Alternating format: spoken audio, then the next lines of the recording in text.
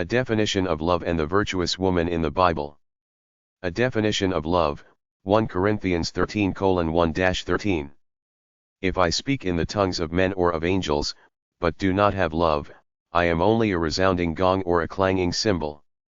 If I have the gift of prophecy and can fathom all mysteries and all knowledge, and if I have a faith that can move mountains, but do not have love, I am nothing. If I give all I possess to the poor and give over my body to hardship that I may boast, but do not have love, I gain nothing. Love is patient, love is kind. It does not envy, it does not boast, it is not proud.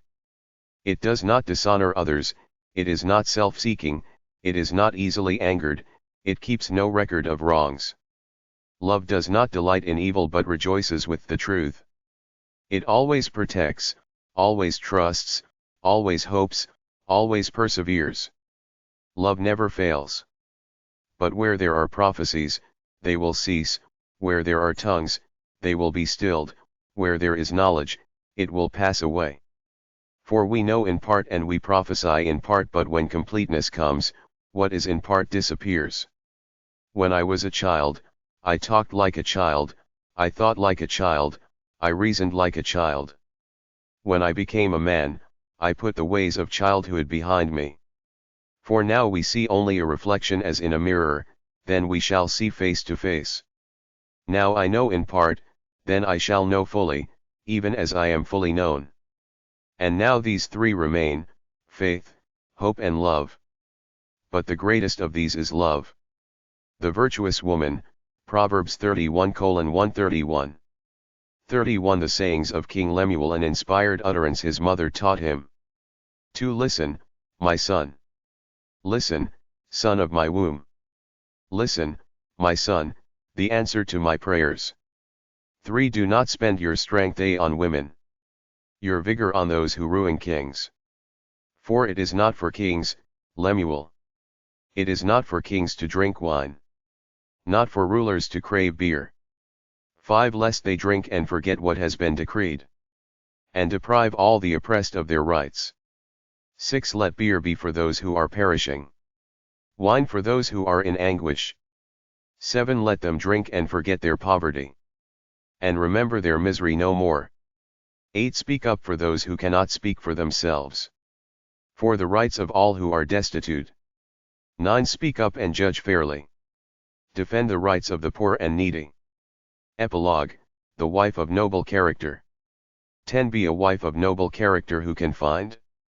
She is worth far more than rubies. 11 Her husband has full confidence in her, and lacks nothing of value.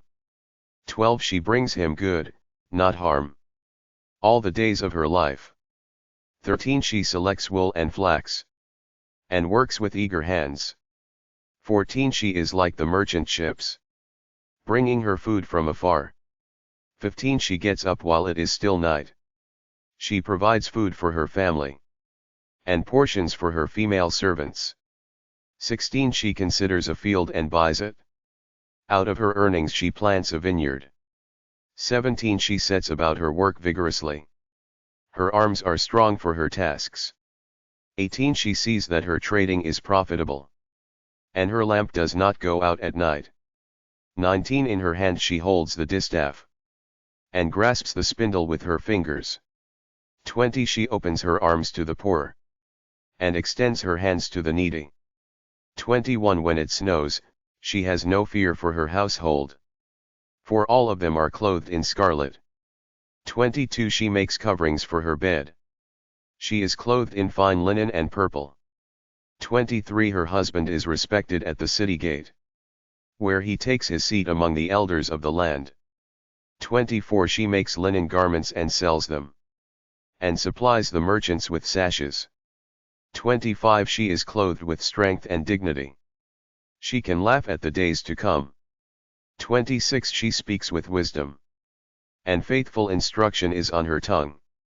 27 She watches over the affairs of her household, and does not eat the bread of idleness.